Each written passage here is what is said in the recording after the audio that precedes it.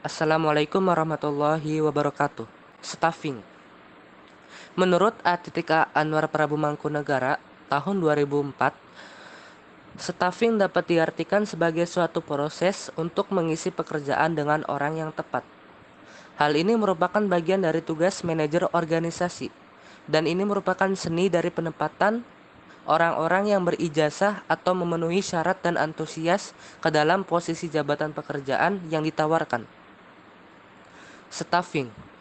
Penataan staf atau staffing adalah salah satu fungsi manajemen berupa penyusunan personalia pada suatu organisasi sejak dari merekrut tenaga kerja.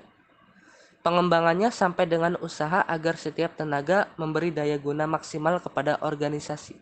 Tujuannya untuk merekrut, menempatkan pegawai menurut jumlah, jenis, keahlian, dan keterampilan sesuai dengan kebutuhan perusahaan agar pegawai dapat bekerja secara efektif. Fungsi dan peranan staffing. Yang pertama, menentukan jenis pekerjaan. Yang kedua, menentukan jumlah orang yang dibutuhkan. Yang ketiga, menentukan tenaga ahli. 4. Menempatkan personal sesuai dengan keahliannya. 5. Menentukan tugas, fungsi, dan kedudukan pegawai. 6. Membatasi otoritas dan tanggung jawab pegawai. 7. Menentukan hubungan antar unit kerja. 8. Menentukan gaji, upah, dan intensif bagi pegawai. Dan yang terakhir, menentukan masa jabatan, mutasi, pensiun, dan pemberhentian pegawai berdasarkan undang-undang yang berlaku, serta sebagai bimbingan dan penyuluhan guidance and counseling sebagai bentuk pengawasan dan penilaian terhadap seluruh kinerja bawahan. Penerapan staffing dalam manajemen. Yang pertama, menyebarkan staf dan menempatkan personil. Yang kedua, memilih staf yang memiliki wawasan.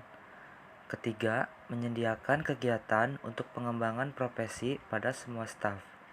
Keempat, menjamin kesejahteraan staf dan pegawai. Kelima, mengatur review atau pembahasan penampilan dalam hubungannya dengan komponen money, method, policy, time, dan rule. Lalu ada pertimbangan organisasi dalam keputusan staffing. Ada dua model dimensional yang dapat dipertimbangkan, yaitu yang pertama, strategi organisasi selama tahap perkembangan. Kedua, gaya manajer yang berbeda-beda dalam setiap tahapannya. Proses penyusunan personalia. Penyusunan personalia adalah yang berkenaan dengan penarikan, fungsi manajemen penetapan, pemberitahuan latihan, dan pengembangan anggota-anggota organisasi. Kegiatan penyusunan personalia sangat erat hubungannya dengan tugas-tugas kepemimpinan, motivasi, dan komunikasi, sehingga pembahasannya sering ditempatkan sebagai bagian dari fungsi pengarahan. Yang pertama ada perencanaan SDM, kedua rekrutmen, ketiga seleksi, keempat pengenalan dan orientasi, dan yang kelima latihan dan pengembangan. Yang pertama, perencanaan sumber daya manusia. Perencanaan sumber daya manusia atau SDM adalah kemampuan terpadu dari daya pikir dan daya fisik yang dimiliki individu. Perilaku dan sifatnya ditentukan oleh keturunan dan lingkungannya. Ada 3 kepentingan dalam perencanaan sumber daya manusia. Yang pertama, kepentingan individu. Yang kedua, kepentingan organisasi. Dan yang ketiga, kepentingan nasional. Komponen-komponen perencanaan SDM atau sumber daya manusia. Tujuannya yaitu perencanaan sumber daya manusia harus mempunyai tujuan yang berdasarkan kepentingan individu, organisasi, dan kepentingan sosial. Perencanaan organisasi. Perencanaan organisasi merupakan aktivitas yang dilakukan perusahaan untuk mengadakan perubahan yang positif bagi perkembangan organisasi. Ada syarat-syarat perencanaan sumber daya manusia. Yang pertama, harus mengetahui secara jelas masalah yang akan direncanakannya. 2. Mampu harus mengumpulkan dan menganalisis informasi tentang sumber daya manusia. Yang ketiga, harus mempunyai pengalaman luas tentang job analisis organisasi dan situasi persediaan sumber daya manusia. Yang keempat, harus mampu membaca situasi sumber daya manusia masa kini dan masa mendatang. Yang kelima, mampu memperkirakan peningkatan sumber daya manusia dan teknologi masa depan. Dan yang keenam, mengetahui secara luas peraturan dan kebijaksanaan pemburuhan pemerintah. Di sini ada proses perencanaan sumber daya manusia. Yang pertama, strategi sumber daya manusia adalah alat yang digunakan untuk membantu organisasi untuk mengantisipasi dan mengatur penawaran dan permintaan sumber daya manusia. Yang kedua, strategi sumber daya manusia ini memberikan arah secara keseluruhan mengenai bagaimana kegiatan sumber daya manusia akan dikembangkan dan dikelola. Lalu ada prosedur perencanaan sumber daya manusia. Yang pertama, menetapkan secara jelas kualitas dan kuantitas sumber daya manusia yang dibutuhkan. Yang kedua, mengumpulkan data dan informasi tentang sumber daya manusia. Ketiga, mengelompokkan data dan informasi serta menganalisisnya. Dan keempat, menetapkan beberapa alternatif. Yang kelima, memiliki yang terbaik dan alternatif yang ada menjadi rencana. Dan yang keenam, menginformasikan secara kepada karyawan untuk direalisasikan. 2. Rekrutmen atau penarikan.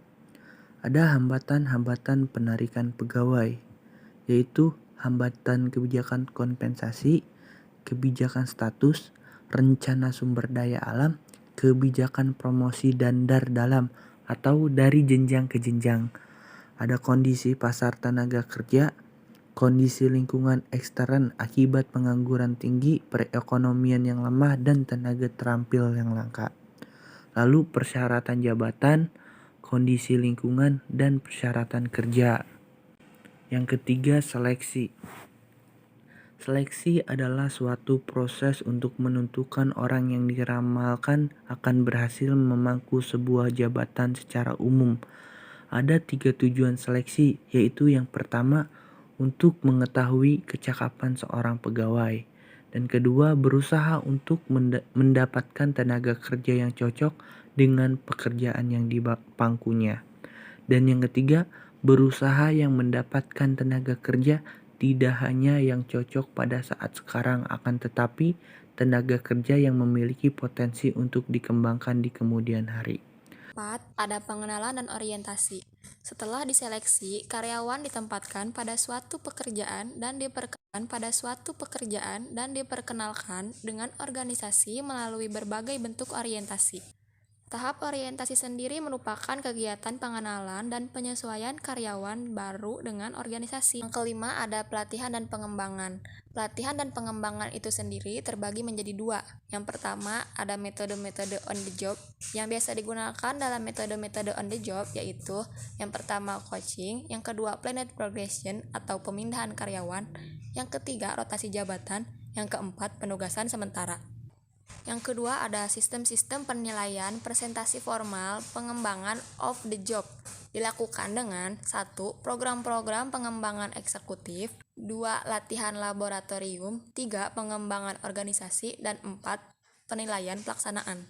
Kompensasi merupakan istilah yang berkaitan dengan imbalan-imbalan finansial yang diterima oleh orang-orang melalui hubungan kepegawaian mereka dengan sebuah organisasi.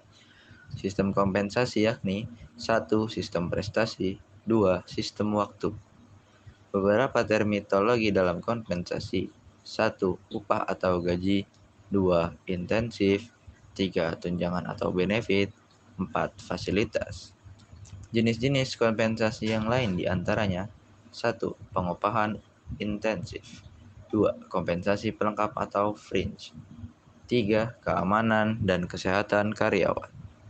Contoh kasus, praktik magang dilakukan di PT Indofood Sukses Makmur mulai tanggal 30 September 2010 sampai 15 Oktober 2010, bertujuan untuk mengamati secara langsung proses perekrutan dan seleksi karyawan di PT Indofood Sukses Makmur, merekrut dan menyeleksi calon karyawannya melalui perekrutan internal dan perekrutan eksternal. Metode perekrutan ini sesuai dengan pendapat Mattis dan Jackson 2006. Sedangkan tahapan-tahapan seleksi di perusahaan PT Indofood Sukses Makmur sesuai pendapat Istianto 1999. Selama pelaksanaan praktik magang, penulis mendapat tugas untuk melakukan rekapitulasi dan input data kebutuhan karyawan, melakukan input data mahasiswa, penerimaan beasiswa PT ISM, menyeleksi surat lamaran yang diterima dan database surat lamaran di perusahaan, serta mengelompokkan surat lamaran kandidat yang berkualifikasi. Terima kasih, sekian dari kelompok kami. Waalaikumsalam warahmatullahi wabarakatuh. Nah, bagaimana teman-teman? Apakah materinya sudah jelas? Jika ada yang ingin ditanyakan, silahkan tanya di kolom komentar ya.